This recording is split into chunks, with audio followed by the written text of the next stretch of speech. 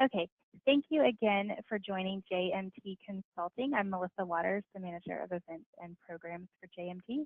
We are happy to have Jacki Davidoff of Davidoff Strategy presenting today on becoming a higher functioning you with mission-driven leadership. This webinar is sponsored by JMT Consulting. We're an ERP and financial management solutions firm with 28 years experience, and we specialize with nonprofits. We work with a wide variety of software partners to find the best solution for your nonprofit. I'd like to share a few housekeeping notes, and then I'll turn it over to Jacki. If you have any questions at all during the webinar, please submit your questions in the box on your control panel. You'll see it on the right-hand side of your screen. We will answer questions at the end of the webinar. Also, you might see a few chat items come through on today's webinar, some interactive chats. So be on the lookout for that. You can also find that on the right-hand side of your screen in the toolbar. You'll also receive a survey at the end of the webinar to tell us how we did today. And today's session is being recorded, and we will send out the recording and the slides in an email tomorrow. Finally, I'd like to introduce Jacki. She is the Principal and Senior Consultant of Davidoff Mission-Driven Business Strategies. With 30 years of experience bridging nonprofit and corporate positions, Jacki has experience leading national advertising agencies and senior executive positions in Chicagoland nonprofits. She leads organizations to strengthen relationships among staff and with external audiences through Davidoff's mission-driven process to articulate their potential. And with that, I'm going to turn it over to Jacki. Hi, everybody. I'm delighted to be with you today and to work with you today. And also, I want to thank JMT and Melissa for offering us all the opportunity to develop a higher functioning you/us.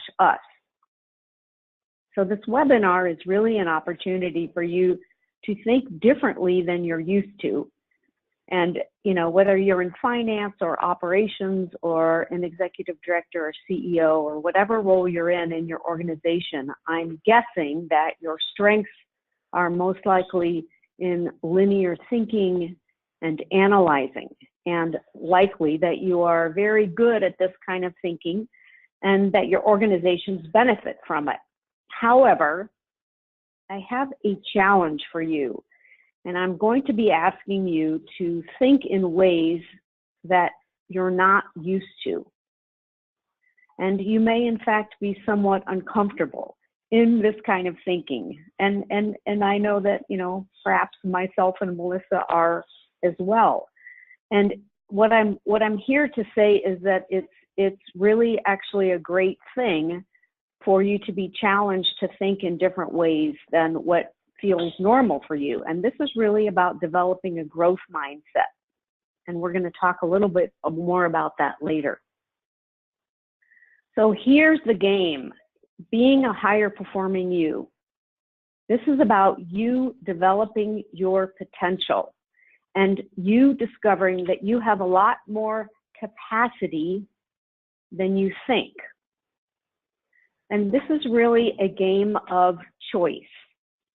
You have the choice to continue to learn and grow and develop yourself as a person. And in fact, neuroscience research has shown that we can keep growing into our 80s. So what I'm here to do is to help you become a higher performing, more productive, more effective version of yourself. And this is really about you discovering a you that you don't even recognize in some ways. So I'm going to ask you a question now. How does that sound? Do you like the idea of becoming someone, discovering yourself in a way that you're not used to discovering yourself? And I'm going to say, okay, if you're in, I want to see an exclamation point in your chat box. So the chat box is on the right side of the screen, and you'll see a little panel there. So I want you to type in exclamation point if you like this idea of becoming a higher performing you and discovering someone in you that you're not used to.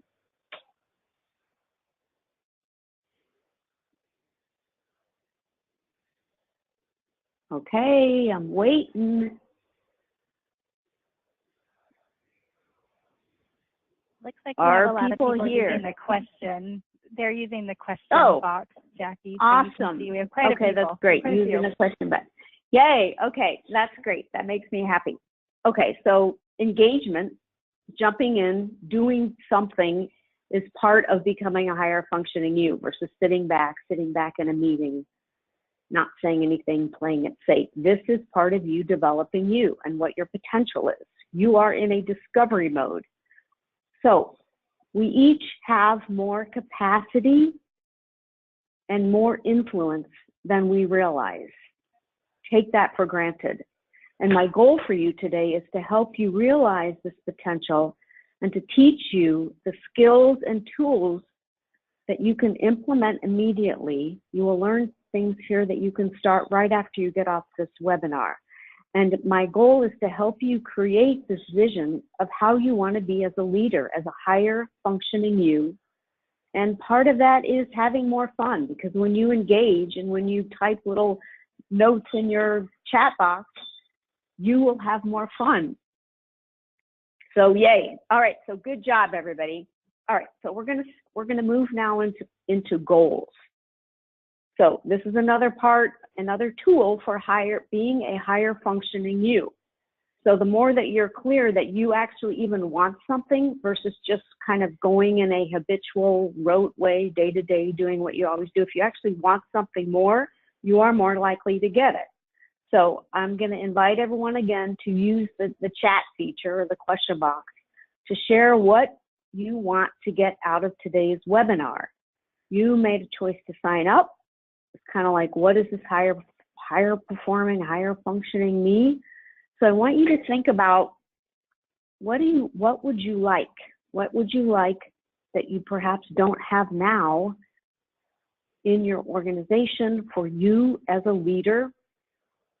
So I'm going to have you think about that and write some notes in the chat box. And if you're feeling stuck about that, here's some things to help you think about it. For instance, when you think about what you want, would you like to leave your office feeling energized versus drained, perhaps, or exhausted, or just not really engaged? Do you want to be a stronger contributor to your organization, to your mission? Do you want to feel a better sense of, wow, I can see that I'm making a difference here? Would you like to be a better colleague? Would you like to feel like you have more potency in getting done what you'd like to get done? Okay, so those are some things, and we're going to see what you've written. Cool. Okay, this is great. So keep thinking about that, and in fact, you know, even after you leave here, you can still keep thinking about, what do I want? So just again, that sense of actively intending to have something be different is awesome. That is a great leadership skill. Okay, good. So I'm liking what I'm seeing here. Okay, so what I want to do is name that the people who actually opted in and wrote down some goals, that you are in fact operating at a higher level. If you don't have a goal, you definitely will not reach that goal. Okay, so now we're going to shift to another, I'll say, technology for becoming a higher performing you and driving that whole culture of being a higher performing organization. And that is the concept of operating principles. So some of you may have been part of the mission-driven strategic planning webinar back in November that John Davidoff led, my business partner and husband. And you may remember this, operating principles. So what are these? These are, a principle is the fundamental behavior of an organization or a person. So that's kind of a general statement. But here's some examples. I think this will be helpful. So for instance, at Davidoff strategy, we have 3 operating principles. excellence, urgency, and accountability. So when we are working as teams, working for our clients in client meetings, we literally talk about this. And we ask ourselves, are we operating with excellence, with urgency, and with accountability? So you can see that if you have a team that's all tracking together toward these principles, that could create a whole different culture in your organization. So other examples of principles are responsibility. Everyone takes responsibility. It's not about, oh, I'm going to see what I can get away with. It's like, I see this as a problem. I own it. I will help make this happen. I will help address this. Engagement. So we've already practiced that today. I'm all in. I'm going to jump in. I'm going to take a risk. Another one is integrity. So this is a sort of a gut check. Are you in integrity with what you said you would do? When you say you're going to follow up, are you following up with people, with your clients, with colleagues? Okay, here's another one, customer or client focus. Workability is another one. Am I creating a more difficult situation than needs to be? What is actually going to work here in this situation? And transparency is another one. So those are just some of them. There's all kinds of principles. So what I want to do now is invite each of you to consider what principles are meaningful to you and name them. And again, this is not like I have to figure out the principles that I'm going to orient to for the rest of my life. This is the way, okay, for today, I'm going to try this on. I'm going to experiment. What either pull from some of these, or maybe you have some that you have operated by or that you think sound attractive and you want to try on. It could be play. Play is a principle. I take this on a lot in my organization, and it totally shifts if everyone's head down working on their laptops and I do something playful. It just lightens people up. It gets us connected. It provides a lot of nourishment that we all need and lightness. So pick something, and then let's see what you've come up with. Take a risk, engage, and type something out in your chat box. And we'd love to see some of what you're coming up with.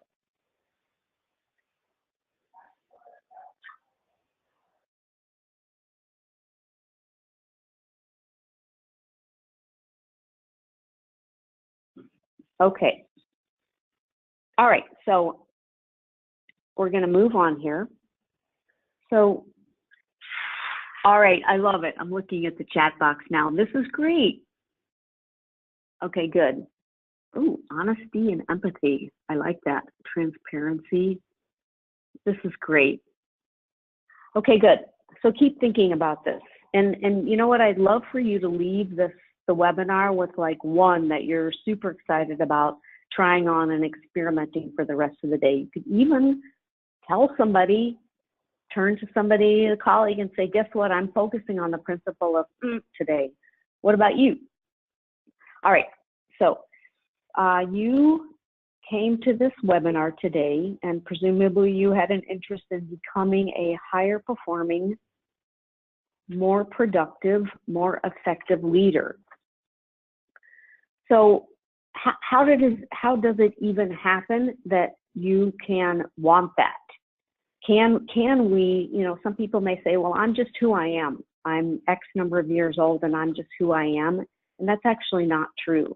And the reason that I can say that is that there is a concept called the transformational imperative. Heavy, big thing, but so this is really, even neurologically and biologically, we have the capacity to learn, to grow, and to transform. And our whole wiring is such that our brains love this. Our brains love novelty, newness, stretching, growing. That actually makes us happy. If we're stuck and we've given up and we're just coming into the office, same old every day, we're not likely going to be happy. But when we choose to be in the game of learning and growing and developing ourselves, wow, we are much more alive. We are happier. We are more fulfilled. We are more satisfied. It's actually what we're here to do. So there's a lot of neuroscience research, I mentioned that supports this. And this is really a core assumption in our work at Davidoff.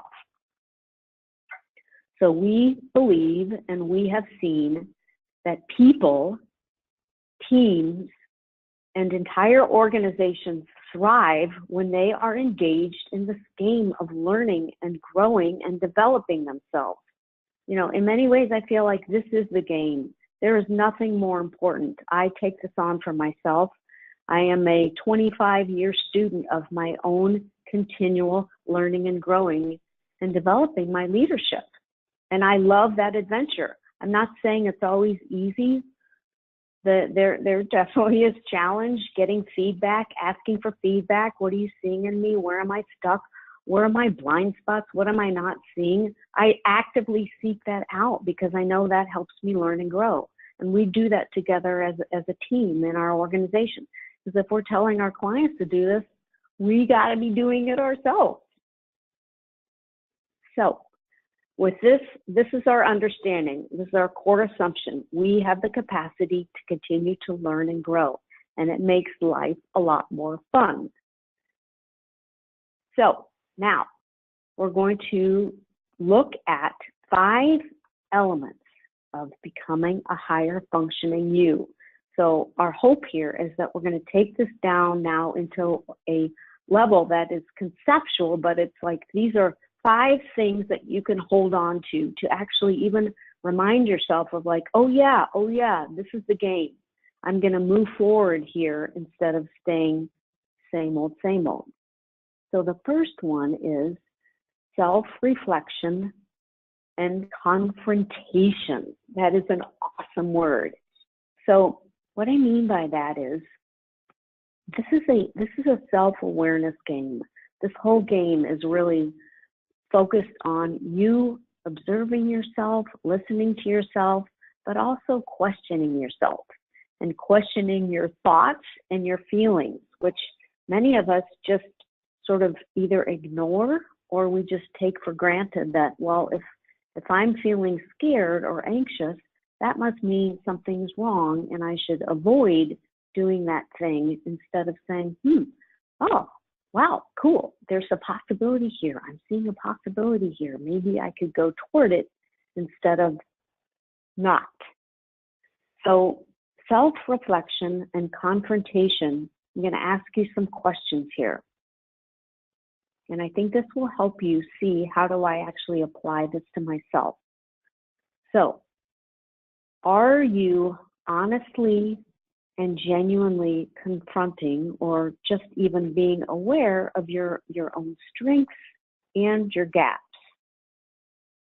So again, that's kind of conceptual, but what I mean is like, are you aware of, okay, these are some things that I'm strong at, I'm good at caring, I'm good at communication, my team feels blah, blah, blah.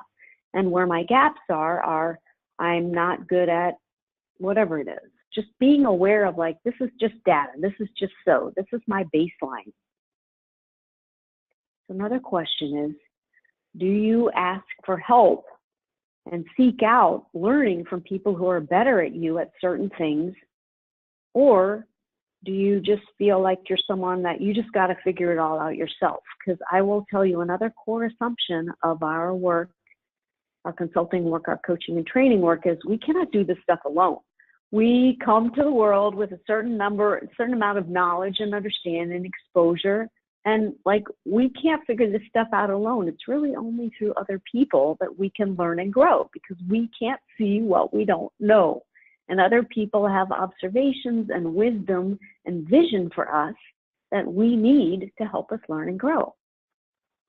So, okay, so I'm going to now ask you to do a reflection activity, which is, and you can just write this down somewhere. You can share it or not, but I want you to ask yourself, what is one place, one gap in your own leadership that you're afraid to admit to yourself?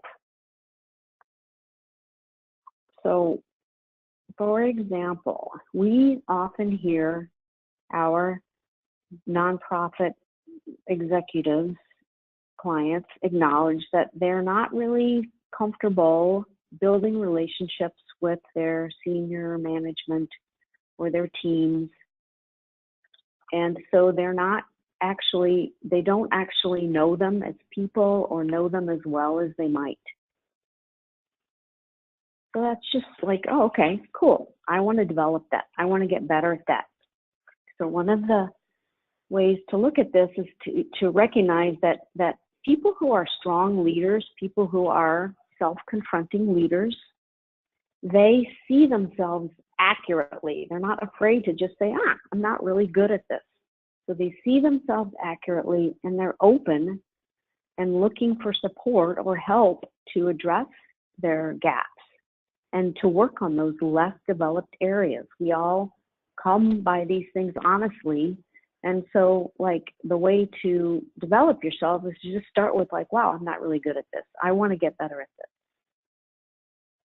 Okay, so now we're going to move on. That's like spending very little time on something that's very big, and you're going to get this sent to you, this webinar, so you can always go back to this. And this is also, as a way, another note, this is an awesome thing to talk about together in a management team or other environment. To work on this together as a team, that is a high potential, high functioning, high learning culture team, which is what we're about developing.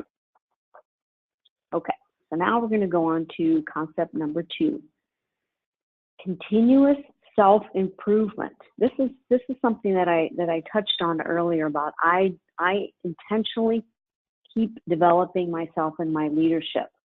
And so, you know, I want to ask yourself, are you someone who is continuously committed to looking for ways to improve yourself and the systems in which you operate?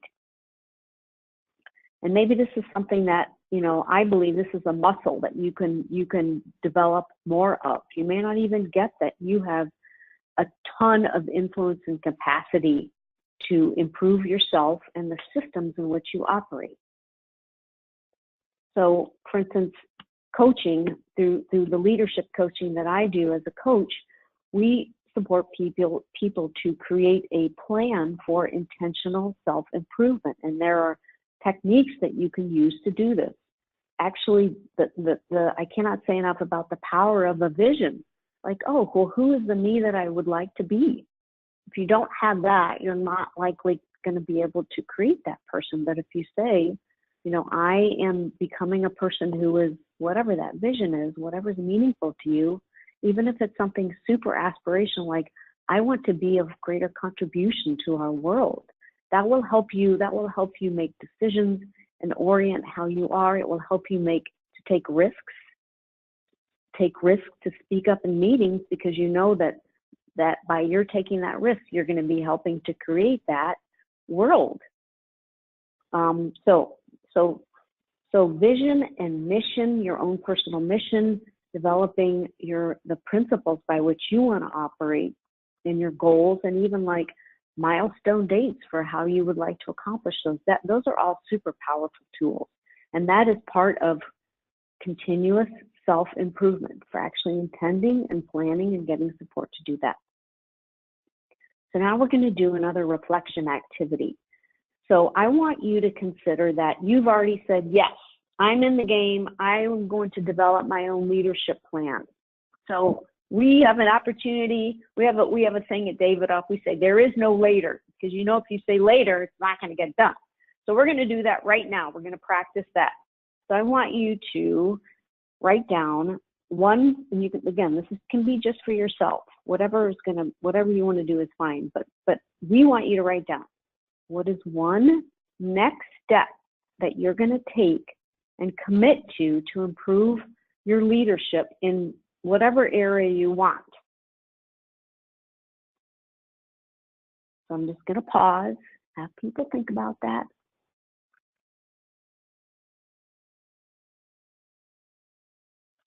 Okay, so, and again, this is not, doesn't have to stop here. You can keep thinking about this.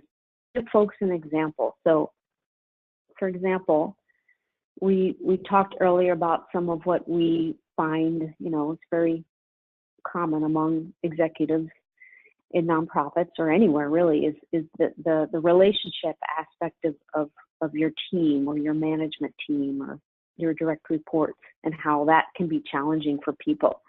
So, one example would be, so if you say, you know what, I want to get better at that. I can see that there's room for me to develop stronger relationships with my team. So one step you could take is, oh, okay, I'm going to start having a one-on-one coffee or lunch with somebody on my management team, once a week. So the idea here is that you're saying, I'm going to do, we call it an assignment. I'm going to take on an assignment, and I'm going to be accountable to myself for this. So that's one level of, this is continuous self-improvement. I'm going to give myself an assignment to move toward this vision of myself and my organization, and it's totally tied to your mission and to your organization's mission. So you could see that by being caring and curious about people, you're going to actually generate you're going to be a more effective leader, and your team is going to be more effective as well, because they're going to get that we're a culture that actually cares about it and is invested in each other. So another layer of accountability with this is you're not just accountable to yourself for this, but you're going to choose someone. And you're going to say, I'm making this commitment, and I want you to help me be accountable to this. So, I'm going to let you know on Friday who I scheduled my first coffee with, whatever that looks like for you. But knowing that somebody else is holding this goal for you makes a huge difference. So we're all about that. Okay, so now we're going to go into the third concept, which is, some of you may be familiar with this, a fixed mindset versus a growth mindset. So the fixed mindset versus the growth mindset is a really key skill for people who are developing their potential. So think about this, and this is the work of Carol Dweck out of Stanford, who did research about why is it that some kids are willing to take on, I think they were fifth graders, puzzles that are hard, and those kids say, yeah, I want to do that puzzle. I'm going to learn so much from that puzzle. It's really hard, and I'm going to learn a lot, so I want to do that puzzle. And some kids in the class were like, no, I don't want to do that puzzle. I don't know if I can do that puzzle, and I don't know if I'm going to get it right. And so I don't want to even try. And I know that I am a recovering fixed mindset person. I was always like, I'm about getting straight A's. That's what's important. So fixed mindset is an external orientation. It's focused on, I'm going to get that A. I want the pat on the head. I want to do it right. And a growth mindset is a whole different way of looking at things. That the reward, instead of the A, the reward is, I am going to learn and grow. I'm going to learn and grow from this, no matter what happens. So even if I fail, awesome. I am going to learn and grow so much. So those kids that said, I want to do the puzzle, wow, they were so excited because they knew they were going to learn and grow, even if they couldn't do the puzzle. And that's really what we're cultivating here. We're cultivating individuals and teams and organizations that have a growth mindset. So fixed mindset people tend to be guarded and defended and defensive. So when someone points out a mistake or an error, they're all about defending themselves. Versus, oh, okay, got it.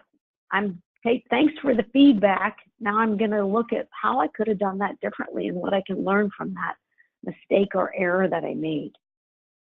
So this is really about redefining success and celebrating risks and failures. So we're going to give you an exercise now. And this is going to be a developing a growth mindset exercise. So one thing that self-confronting and high-performing leaders do is they go back and they are willing to look at where they failed or where they did not take a risk or where they held back, and to just be with the truth of that and learn from it. Oh, I made a decision here that I did not choose to take the risk. I was in a fixed mindset. I was afraid. And it is a skill to develop to say, wow, I made a mistake. I did not do well there. I messed up that client meeting. And to go back, very important to go back and just look at that. Wow. Okay, now I'm looking at it instead of with beat up or like I'm messed up or I'm shaming myself or criticizing myself. It's really important, excuse me, to look at what can I learn from that? What can I learn from that? I didn't prepare enough. I wasn't in rapport with that person. I made assumptions. I was too overeager, whatever it was. So that is where you get so much rich soil and good stuff to learn and grow. So next time when you're in that situation, you have learned how you might handle it differently and you will create a different outcome. So we want to ask you here to look at a time when you made a mistake, you did not take a risk, and I want you to go back and picture that situation and really look at what did I learn from that? Could be a failure, could be something that an opportunity lost. What did you learn about yourself from that? Oh, okay. Well, next time I'm going to do X, Y, or Z. So we're going to give people a minute to just think about that.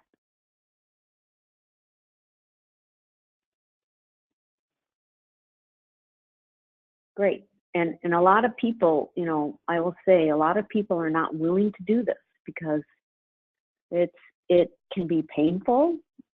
It can be upsetting.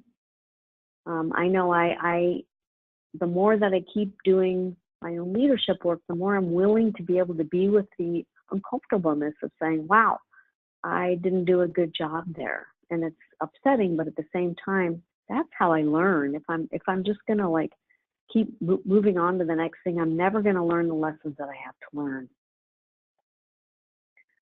Okay, so we're going to go on to perhaps my very favorite of all of these concepts, which is anxiety. And I'll just start by saying that anxiety in our culture has a really bad rap. Like people think, oh, anxiety is bad. That must mean that something is not going to go well here. If I'm feeling anxiety, I need to clamp it down and do whatever I can do to avoid feeling anxiety. And that is complete opposite of a higher functioning leader. And you may know this, that, anxiety, and I'm not talking about, anything that has to do with medical or clinical anxiety. I'm talking about day-to-day anxiety that comes. And I'm here to say that anxiety is actually a very positive sign that you see potential. You see potential for something, and you see a possibility for a change. You may be, you may be visioning a whole different way of doing something in your organization, and it will bring up anxiety and all these questions about, well, what if it doesn't work? Or what if people don't like it? Or what if people have reactions and they're perhaps scared or angry? Or what if I even say something during a client meeting that points out something that would be helpful for this person to know that they're blind to, but they may get angry at me? Well, you're going to feel anxiety. But if you never allow yourself to feel the anxiety, think about it. That actually means that you're living a pretty narrow and safe life. So I really want you to see that anxiety is a great sign of change, of potential, of possibility. And it's actually something to move into. It's something to develop tools and skills to be able to manage and just recognize it. It's like the flow of water. It's like that's great. That's aliveness, it's change, it's risk, it's growth. So I want to ask you a question now.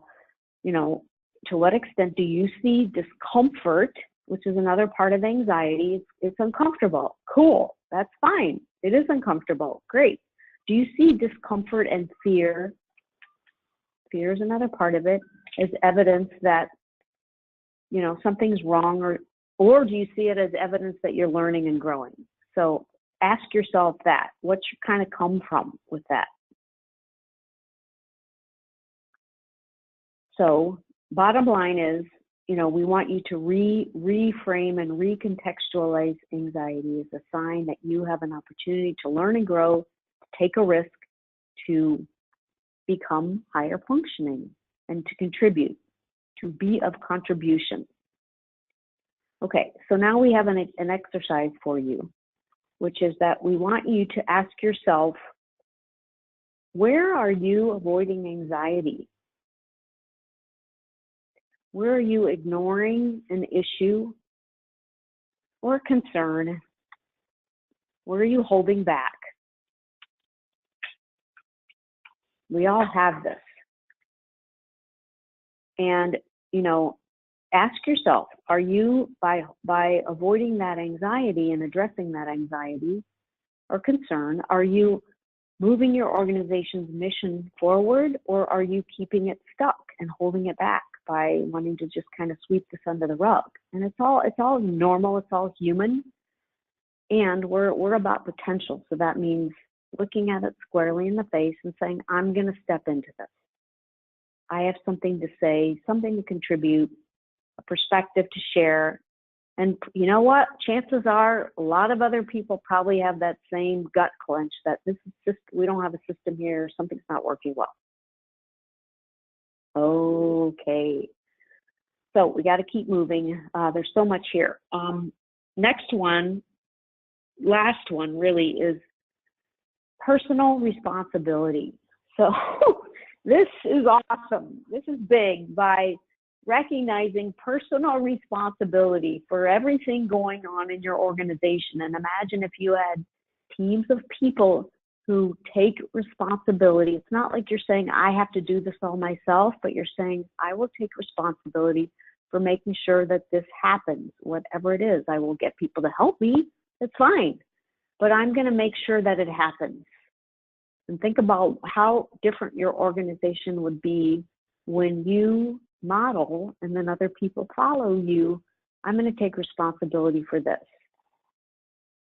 And also, I got to say, it's a lot more satisfying versus that sort of nagging knowing that you're avoiding. I mean, we all do it, but boy, upping your personal responsibility and bringing that down into your team is huge. So we want you to, ask yourself, are you, say 1 to 5, where are you with personal responsibility in your whole organization? Are you at a 1? Well, we really pretty much don't do this, or at a 5. Our culture is about personal responsibility. If your clients feel it, you got to imagine what a difference that would make. So it's about just developing you are developing your capacity for personal responsibility and leading this in your organization. So now we're going to move to a way that we see a lot of people and cultures and organizations avoiding responsibility. And this is every organization has aspects of blame, shame, and justification. And these are all barriers to personal responsibility. So if you can imagine, if you have cultures that are just replete with blame, shame, and justification, this is, in another way we look at this, is drama. This is a lot of drama.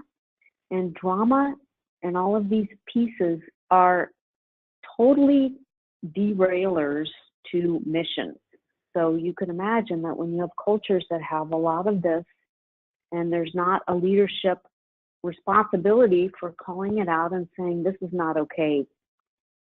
We expect people to take personal responsibility for what they see needs to happen. And it shifts an entire organization when people acknowledge their own ways that they're blaming, shaming, and justifying. And you can make this a game. You got to have some humor about it because we're all in this together.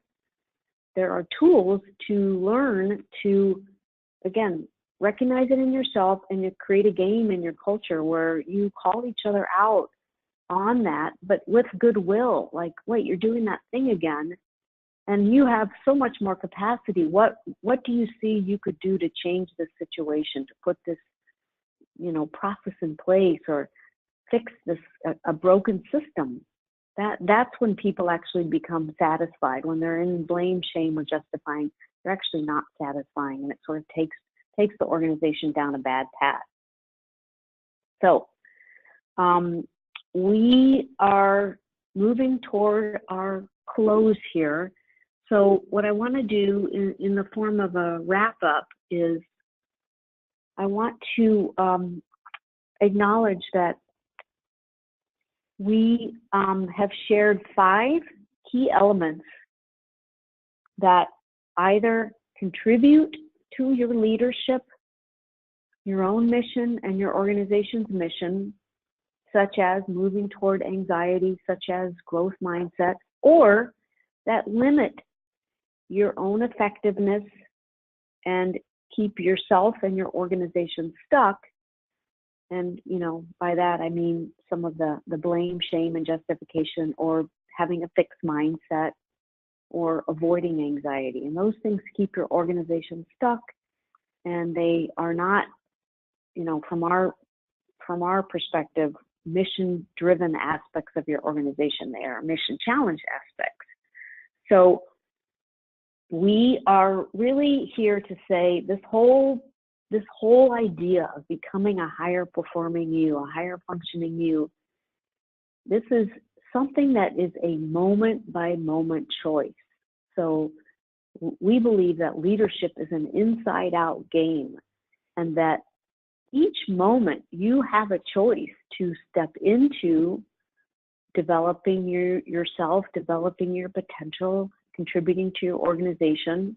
You have a choice to step into that every single moment. You can say that thing. You can hold expectations for your team. You can do something different than you've always done. So that's sort of choice A. Or choice B, you can say, you know what, I'm not gonna make that choice. I'm too scared, or I'm operating out of, that I don't have the capacity, and all of that stuff. I'm not saying it's not valid, because we think it's valid, but we are here to say we're in the game of potential, and we encourage you to make the choice A, and to recognize that actually you do even have that choice, like a lot of us don't even recognize that we have that choice at every moment to step forward and to help our organization and our missions move forward. And that means creating learning cultures of people that take that risk, that learn and grow, that hold themselves and each other accountable, and that become higher functioning, mission-driven leaders and organizations. So to close, we want to offer that, as part of our commitment to develop a world of mission-driven organizations, we are happy to offer one of the tools that you could do that's a pretty low commitment, is to take something on our website, which is a mission-driven versus mission-challenged organizational assessment. And this is something that will help you. It's just like about 3 minutes. Like, really, it's on a sliding scale. You look at, like, okay, how much truth is there in our organization? How much potential for growth? How much honesty? Whatever. Different aspects of how is my organization doing? How is my culture? How much do we have a learning culture? And it'll give you some information, and then we can talk about it afterwards.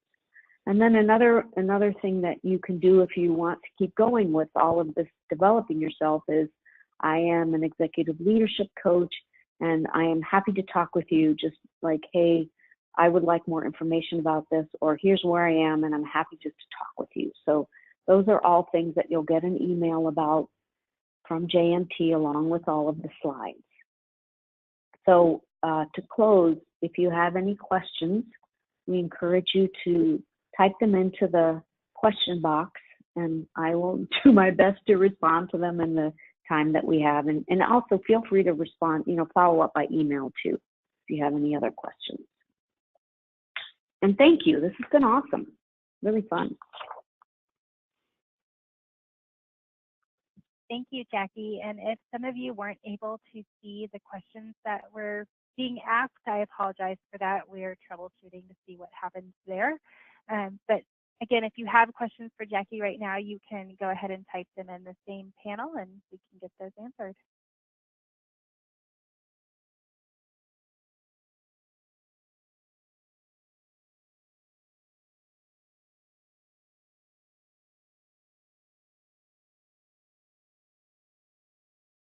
Okay, I'm not sure if we're still having difficulties.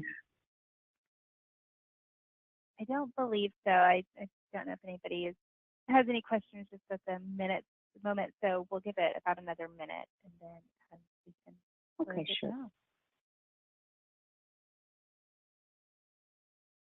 There's a lot of great content covered, so they're all taking it in.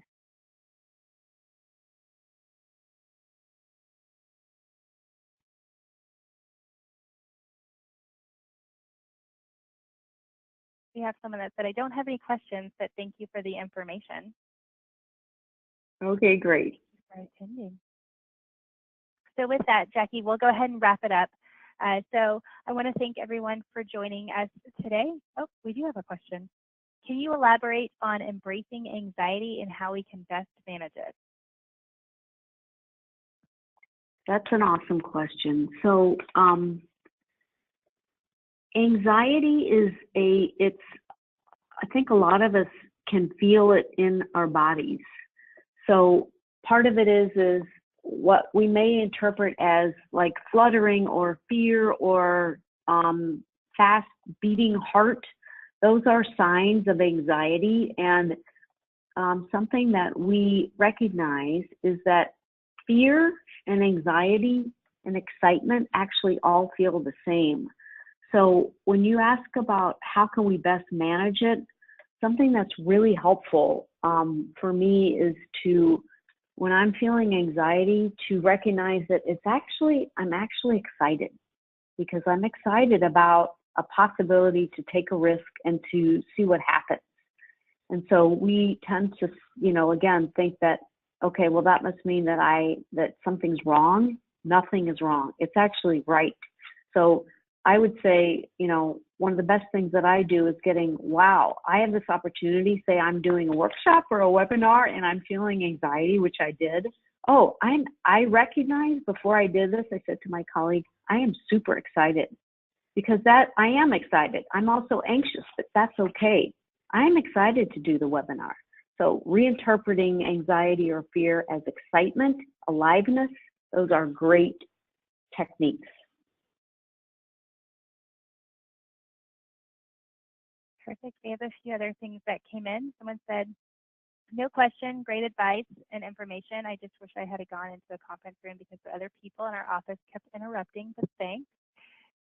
And, oh, no, everything else is good.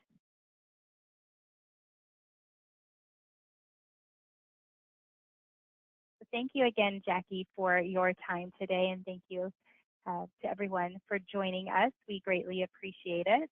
And you can find other events that JMT hosts by going to jmtconsulting.com and visiting our event calendar. And you can sign up for any of our webinars. We also have a wonderful training conference that we have coming up this May on all the software products that we provide if you are interested in attending. Jackie so graciously has the screen pulled up so you can see. Just go to jmtconsulting.com/innovate to learn more.